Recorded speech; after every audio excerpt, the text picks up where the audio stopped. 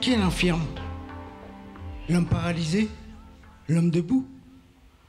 Le trisomique, le normalement constitué? Le riche? Le pauvre? Le travailleur? Le chômeur? L'instruit? L'inculte? Le SDF? Le bien rangé?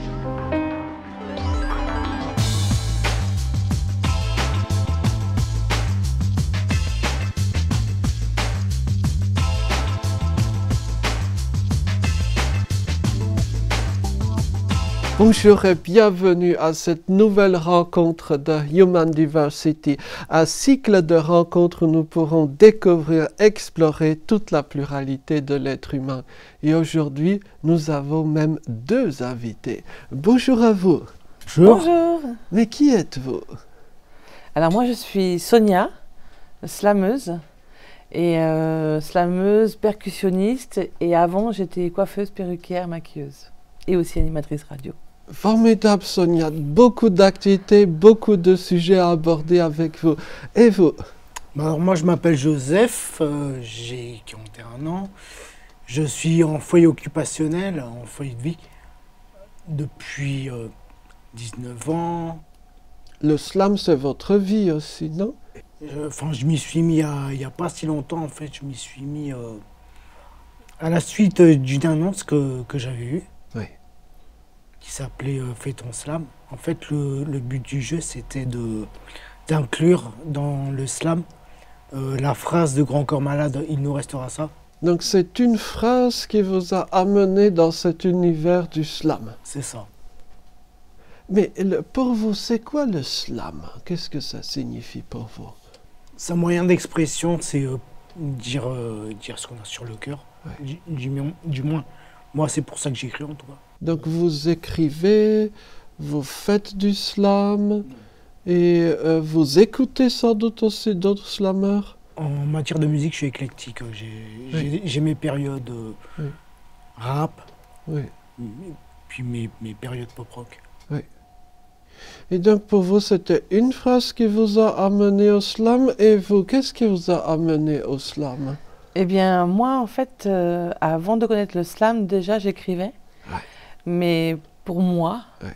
Et j'ai commencé à l'âge de 16 ans, ouais. Et je ne me rendais pas compte de ce que c'était entre la poésie et le slam, mais souvent je me retrouvais dans un bar, par exemple avec des amis, je me rappelle à l'âge de 17 ans, où tout d'un coup je m'écarte du groupe, tout en étant avec eux, et je prends un papier et un crayon et j'écris l'atmosphère que je vis. Et c'était une sorte de bulle pour moi de m'échapper un peu du quotidien où j'étais. Donc j'ai toujours écrit, et c'est la musique qui m'a rattrapée, parce que j'ai fait de la musique, de la percussion en école. Et de là, j'ai fait un atelier en collaboration avec la musique cubaine et l'atelier d'écriture. Et j'ai découvert le slam à ce moment-là.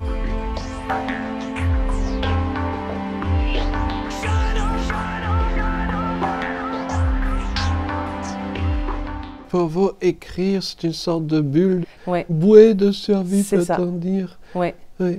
C'est-à-dire que toutes les boules d'émotions, tout ce que j'avais en moi que je n'arrivais pas à exprimer, grâce à l'écriture, je pouvais les dire, et je pouvais les crier, je pouvais les exprimer, je pouvais les pleurer, je pouvais les rendre joyeuses aussi, amener tout ce que j'avais envie d'écrire, je le mettais sur papier, je ne le disais pas, je le mettais dans un tiroir, et un jour, on m'a demandé à venir l'exprimer sur scène, et j'ai découvert le slam. Mais vous, est-ce que vous avez aussi cette sensation de créer une bulle d'oxygène, une bulle de bonheur pour vous? Bah, carrément, j'écris quand je suis pas bien. Quand vous allez mal, vous écrivez et ça vous aide à vous sortir de la situation. Ouais. Vous aussi peut-être, non? Oui, sur beaucoup de moments, oui. C'est-à-dire qu'il y a des moments, je n'ai pas d'écriture où je vais me dire, je vais mettre à écrire. C'est une écriture que j'appelle intuitive, pour ma part. Et c'est tout d'un coup, je vais pouvoir écrire à 5 heures de l'après-midi, mais à 2 heures du matin ou à 3 heures du matin. Il y a quelque chose qui bout à l'intérieur et qui a envie de sortir. Et le crayon, il va écrire, mais presque tout seul. Et je relis jamais ce que j'ai écrit. Ça ne se commente pas, en fait. Voilà, je le lis pas. Je le lis souvent quelques jours après parce que je l'ai oublié le moment même. Et quand je le reprends, je fais « Ah, j'ai écrit ça ». Et est-ce que vous aussi, vous avez ces moments de créativité imprévisible, soudain ça vous vient, vous sentez que le texte est là? J'y passe du temps quand même, ça vient pas comme ça. Quoique qui est l'infirme que j'ai lu tout à l'heure, il m'est venu pratiquement d'un coup. Mais le tout premier, par exemple, il a fallu qu'on m'aide.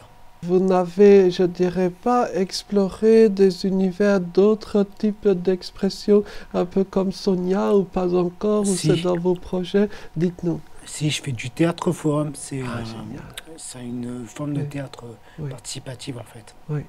Le concept, c'est on joue des scènes devant des gens, on leur demande ce que c'est, enfin, selon eux, qui est l'opprimé et qui est l'oppresseur. Et comment ils rejouaient le truc. En fait, vous faites participer les spectateurs à la pièce. C'est ça.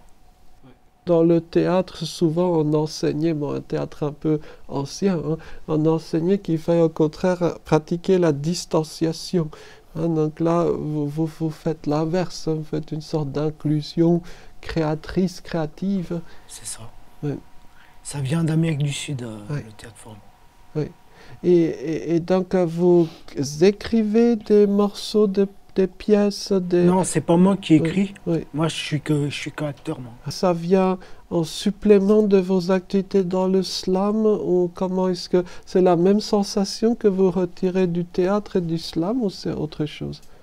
Je dirais que ça se complète. Ça se complète, oui. Si par exemple vous allez mal un soir, qu'est-ce que vous préféreriez avoir comme outil de guérison?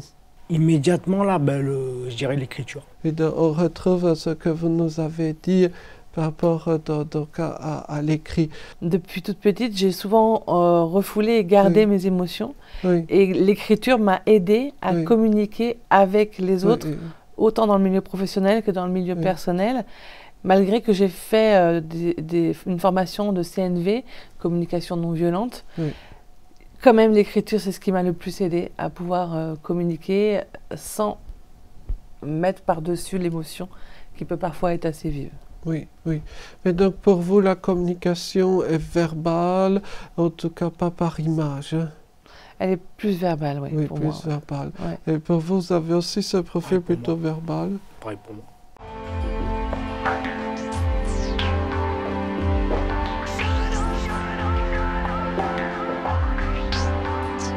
Combien d'années cela prend pour être bon slameur ou bonne slameuse, à votre avis? Je dirais que ça dépend de la personne et vraiment de son engouement à être dans l'expression, à être sur scène. Parce qu'il y a certaines personnes qui aiment écrire, mais qui ont du mal à passer à l'expression. Et du coup, il peut y avoir un ralentissement pour savoir exprimer et donner l'intention de ce qu'ils veulent dire. Et donc là, ça s'apprend. Et là, il y a de l'expression scénique et rythmique. Dans les ateliers que j'anime, par exemple, j'amène ça, parce que je connais certains slameurs et slameuses qui ont des très beaux textes, mais qui n'arrivent pas à passer à l'expression sur scène, à l'oral, du coup. Et c'est marrant parce que c'est un peu comme ça que j'ai débuté aussi avant, donc du coup, c'est un peu une transmission que je redonne à mon passage que j'ai eu personnellement. Mais est-ce que pour vous, dans le slam, écrire pour quelqu'un d'autre, ça fait sens ou pas? Oui. Ça fait sens, d'accord. Oui, c'est important. Les personnes disent, oui, mais le slam, c'est pour donner juste la tristesse, la rage, la colère, le militantisme. Et je ne suis pas d'accord avec ça. Je trouve que le slam, c'est juste un moyen d'expression et on peut tout y mettre. On peut y mettre des lettres d'amour, on peut y mettre des lettres d'amour pour soi, pour sa famille, pour un paysage, pour un voyage, et pour aussi des côtés rage et colère. Oui.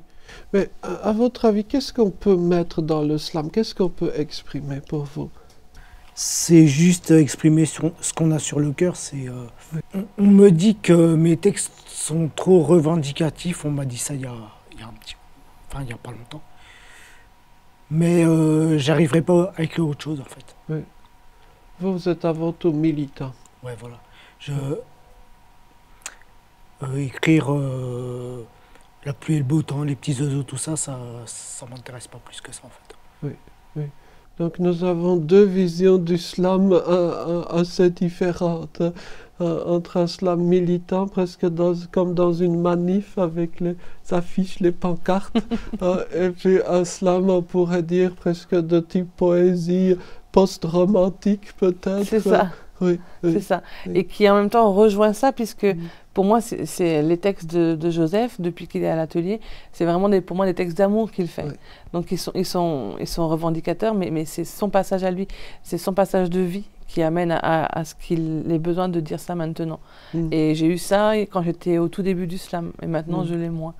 Donc il y a des étapes pour moi dans le slam, dans son écriture. Donc on commence revendicatif, et petit à petit on devient introspectif ou rêveur peut-être, non? C'est ce que je pense. Oui. Après, je ne sais pas si c'est pour tout le monde. Est-ce que vous êtes d'accord ou pas? Je vous dirai ça dans quelques temps. Très bien, très bien. Peut-être, je me dis, il serait dommage d'abandonner ce caractère revendicatif, parce que si vous ne portez pas votre voix avec le slam, qui le fera? Comment est-ce qu'on pourrait entendre votre voix autrement? Dans notre société, on n'entend pas beaucoup les personnes handicapées. Oui, c'est sûr. Et donc le slam peut être l'un de ces rares moments, l'un de ces rares outils, vous voyez, l'espèce de presque trou de serrure, dans lequel on peut entrevoir un autre univers. Donc si on n'en profite pas pour véhiculer des messages, y compris politiques, oui, osons le terme, quel autre outil restera? J'ai pas l'impression de faire de la politique, j'écris ce que j'ai sur le cœur, c'est tout. Ouais. Mais vous avez une vision quand même très claire de la cité, de la ville, donc au sens premier c'est de la politique. Bah, même si j'ai jamais mis les pieds, je veux dire, dans une cité, enfin, il y a des films qui m'ont marqué, hein, La haine, par exemple. J'ai jamais vécu en ville, à part peut-être quand j'étais petit, j'habitais dans des immeubles. Pour vous, la vie pour une personne différente est plus facile en milieu rural qu'en milieu urbain. D'ailleurs, vous chantez cette ruralité. Hein.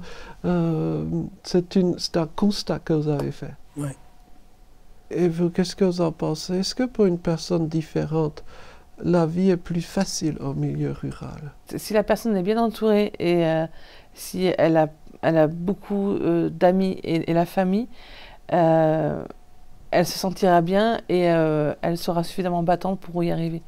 Mais si elle arrive à un endroit où elle se sent seule et elle a déjà, on va dire, cette petite particularité, j'appelle ça moi une petite particularité, forcément les chemins seront semés d'embûches. Et moi, si je peux donner un mot pour Joseph, quand je l'ai vu la première fois, en fait, c'était au Théâtre Forum. Je pense que tu t'en souviens quand on s'est vu. Et mon ressenti, quand j'ai vu Joseph, et ça ne m'appartient qu'à moi, je l'ai senti un peu triste. Et j'ai su par les autres personnes qu'il écrivait et qu'il avait écrit les textes au Théâtre Forum. Et j'ai senti qu'il y avait ce besoin en lui d'écrire. Pourtant, on n'avait pas beaucoup discuté. Et direct à la fin, en fait, quand il a su que je faisais du slam, il est venu vers moi, il a dit « Ah, j'aimerais bien m'inscrire et tout ça ». Et au fur et à mesure que tu es arrivé après, j'ai vu son visage s'ouvrir. Donc pour moi, l'expression là a été son arme pour pouvoir être bien. Être bien entouré, vous l'avez dit, pour vous, c'est la clé de l'épanouissement. Oui. Et pour vous? Pareil. Pareil. Hein.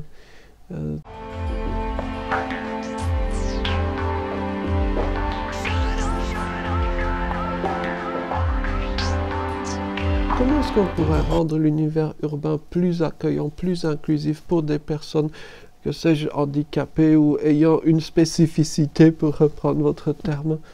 Étant plus solidaire déjà. Oui. Être plus solidaire. Et étant là de vos moments de slam, vous listez les qualités de votre rue. Peut-être qu'on peut les reprendre, non? C'est presque un programme politique, à mon avis. Si vous voulez. Donc, la rue doit être solidaire, on est d'accord. Quelle autre qualité doit-elle avoir, à votre avis? Moins polluée. Moins polluée. La pollution, oui. Pollution dans tous les sens du terme, je dirais. aussi bien dans l'air Oui. qu'entre les gens. Oui. Je sais pas si vous voyez ce que je veux dire. Tout à fait, tout à fait. Donc c'est cette notion de pollution humaine qui est peut-être le nouvel horizon de l'écologie. C'est tout à fait intéressant comme concept, j'aime beaucoup à titre personnel. Oui, oui. Et peut-être si vous deviez citer encore peut-être un élément, une valeur dans la rue qui vous tient à cœur. Il y a vraiment ce côté solidaire dont vient de parler Joseph, et en intégrant l'art et l'amour ensemble, et d'être ensemble du coup. Plus il y aura d'événements culturels, les plus simples qu'ils soient, ne serait juste qu'un repas à partager avec quelques personnes qui jouent de la musique, parce qu'on n'a pas besoin d'être professionnel pour faire de la musique, et de se retrouver régulièrement comme ça, alors pas en disant tiens tel jour ou telle heure, mais juste à l'inspiration du moment, ça peut être 2-3 personnes, ça peut être après 10, et qu'il y ait quelque chose vraiment d'artistique, de nourriture. Au fur et à mesure, ça va amener justement l'art et l'amour qui vont, pour moi, changer la pollution.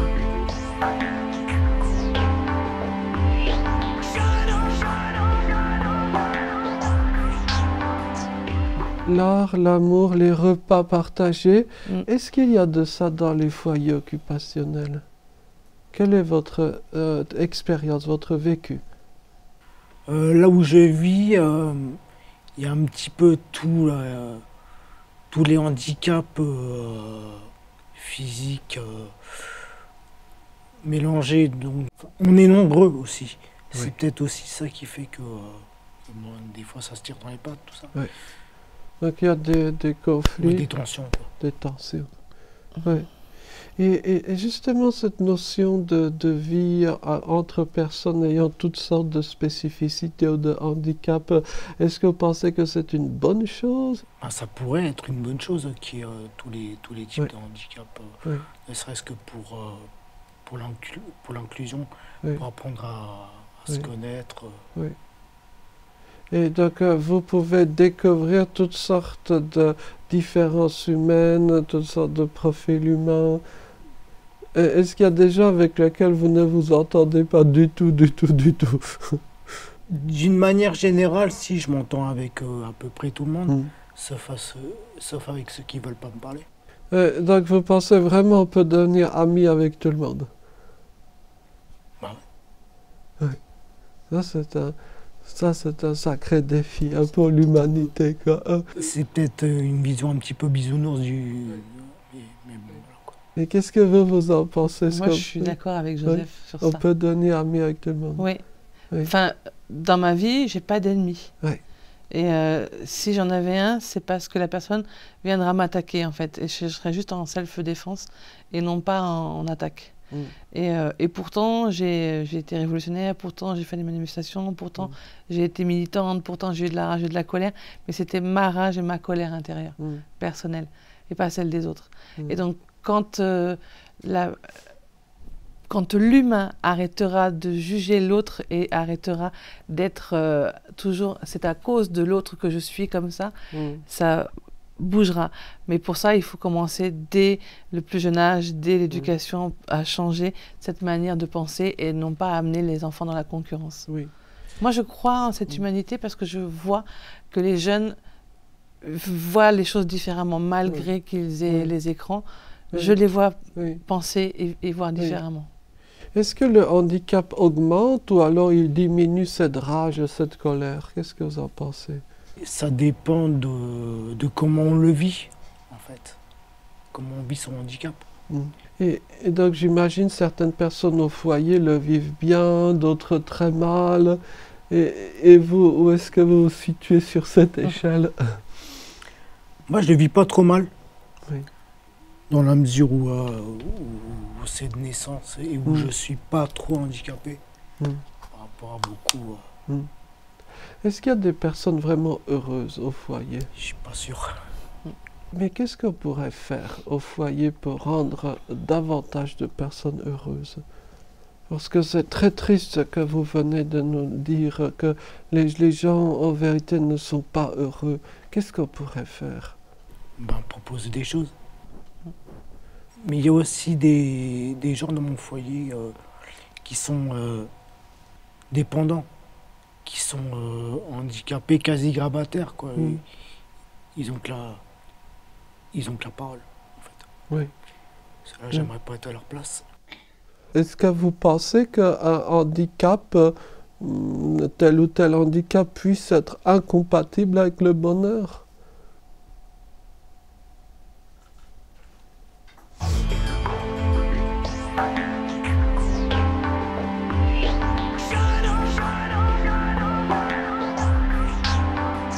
Vous qui fréquentez des personnes handicapées, est-ce que vous pensez être plus heureuse que les personnes handicapées ou moins heureuse? J'ai moi aussi un certain handicap dans ma vie, puisque je me sens différente.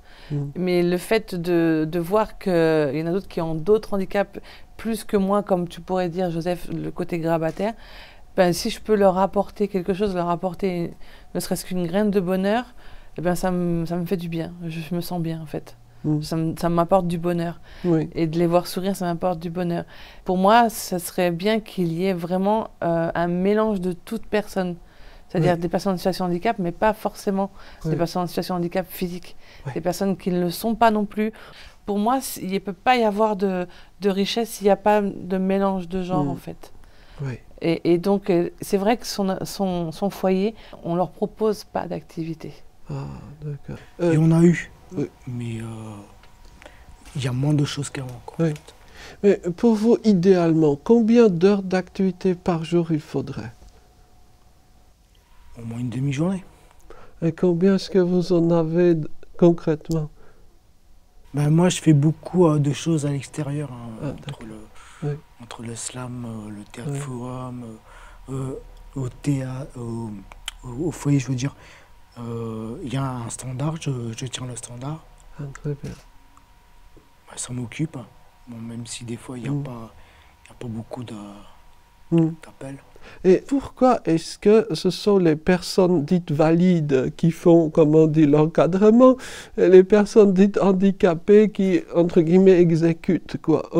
Est-ce qu'on ne pourrait pas imaginer un foyer où, par exemple, des personnes handicapées auraient des tâches de responsabilité, devraient peut-être être décisionnaires par rapport à leur vie, bien sûr, mais par rapport aussi à la vie en collectivité? Qu'est-ce que vous en pensez?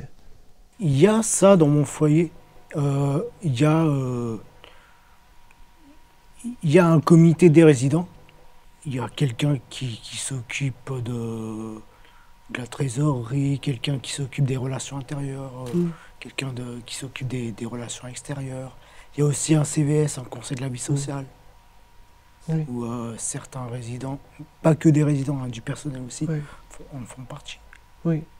Et est-ce que vous pouvez, par exemple, décider de votre agenda? Aujourd'hui, j'ai envie de faire ceci.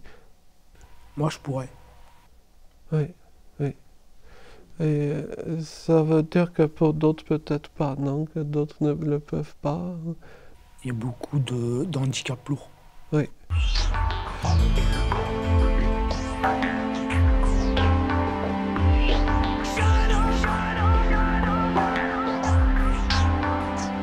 Je travaille avec des étudiants handicapés. Certains de mes étudiants ont des handicaps très lourds. C'est-à-dire, pour reprendre votre terme, grabataire, avec quasiment zéro mobilité. Et ce sont des personnes qui réussissent très brillamment des études et deviennent très très savantes dans tel ou tel domaine. Alors, je ne dis pas que chacun soit nécessairement destiné à devenir prof de maths, ça c'est pas vrai, heureusement d'ailleurs. Mais je pense que quel que soit le profil, on peut avoir des rêves et que ces rêves parfois se réalisent. Qu'en pensez-vous? C'est possible. Oui. Oui. C'est une question de mental, je dirais. Oui. Un peu comme les sportifs ont un coach pour entretenir leur mental. Vous, est-ce qu'une telle figure vous apporterait des choses? Vous avez besoin aussi C'est ça. Ah, très bien. C'est ça. Oui. Ce rôle-là peut-être pourrait être l'une de vos futures casquettes ou peut-être que vous le faites déjà. J'essaie d'apporter vraiment un maximum dans ce que j'apporte en Oui. savoir-faire et savoir-être dans les ateliers. Oui. Et c'est vrai que de manière douce, je coach un peu les personnes qui sont là. Ce que j'essaie d'apporter, c'est quelque chose pour leur dire, vous avez le droit de le faire et vous pouvez vous exprimer. Souvent, ce que je fais Oui. à l'atelier, ce que je n'ai pas beaucoup fait d'ailleurs avec vous, je crois, c'est la météo, la couleur météo. Ah. Oui. Et chacun donne sa couleur météo. Quelle serait votre couleur météo préférée?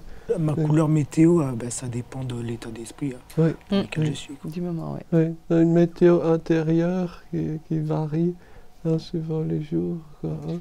Est-ce que vous parvenez à visualiser vos rêves? Non. Difficilement. Difficilement. Oui. Est-ce que, par exemple, vous avez des projets pour les vacances? Est-ce que pendant les vacances, vous restez au foyer ou est-ce que vous pouvez découvrir tel ou tel endroit? Déjà, j'ai la chance d'avoir encore mes parents. Oui. D'avoir. Et qu'ils habitent pas trop loin, pas très loin de chez moi. Enfin, du foyer, je veux dire. Et puis. Ouais. L'avantage d'habiter en ville, c'est qu'il y a quand même des choses à côté. Hein. Je parle pas que des commerces, hein, je parle aussi des activités, Oui. des spectacles. Pour vous, le rap joue aussi un rôle important. La musique en général, La je dirais. musique en général. Oui. Il n'y a pas que le rap. Dans toutes les musiques, à des degrés différents, c'est des moyens d'expression plus ou moins violents. Il y a le rap, il y a le rock. Peut-on vivre sans musique? Moi, je me vois pas. J'imagine vous non plus. Non. Non. Pour moi, la musique adoucit les mœurs. C'est une phrase qui est très belle et qui est juste. Oui. Parce que quand on est triste, on écoute de la musique pour mettre un pansement. Oui. Quand on est joyeux, on écoute de la musique pour danser. Oui. Quand on est calme, on écoute de la musique classique avec le bruit des vagues pour s'apaiser. Donc la musique, elle est partout. C'est une thérapie, la musique. Oui. Et pour vous, qu'est-ce qu'on peut citer comme thérapie? L'écriture. L'écriture. Pareil pour moi. Oui, très bien. C'est l'écriture. Oui.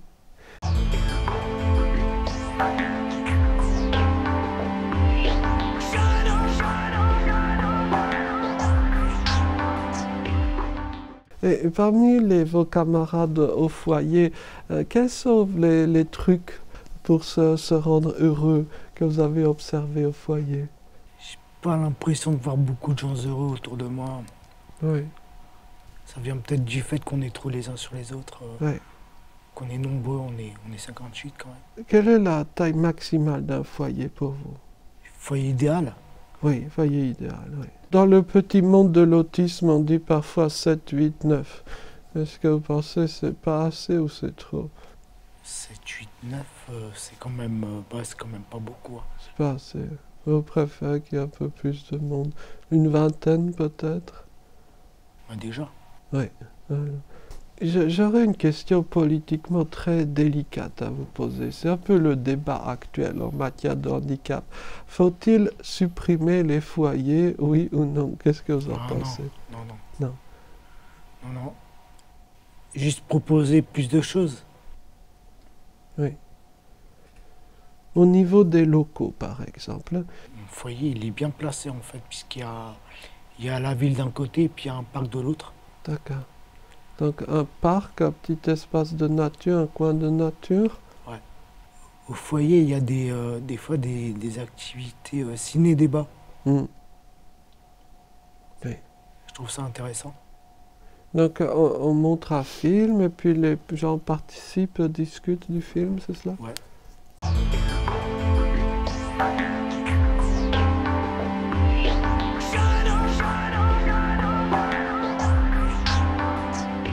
Imaginez maintenant, vous êtes face à un bouton magique. Hein. Il y a un bouton magique ici. Vous pouvez appuyer dessus pour ne plus être handicapé. Est-ce que vous appuieriez? Ah bah oui, carrément. Et vous peut-être, est-ce que vous pensez par rapport à la différence dont vous parliez, hein, est-ce que si vous pouviez appuyer sur un bouton pour devenir normal, entre guillemets, est-ce que vous appuieriez ou pas? Moi non, parce que ça m'a permis de grandir et d'avoir mes expériences et de devenir qui je suis. Oui. Mais si je le mets dans le contexte global, ma situation de handicap est tellement plus légère que d'autres qu'elle ne m'appartient qu'à moi, cette réponse. Oui, très bien. Mais pour moi, elle m'a permis de grandir, d'être qui je suis. Est-ce que vous vous estimez plus heureux que la moyenne des gens ou moins heureux que, par exemple, les gens valides, on va dire ça comme ça? Comme musique, en ce moment, j'écoute beaucoup l'album de Akhenaton, Metekemat. Il y a une chanson qui s'appelle « Je ne suis pas à plaindre ». Oui, ça c'est une belle leçon de vie.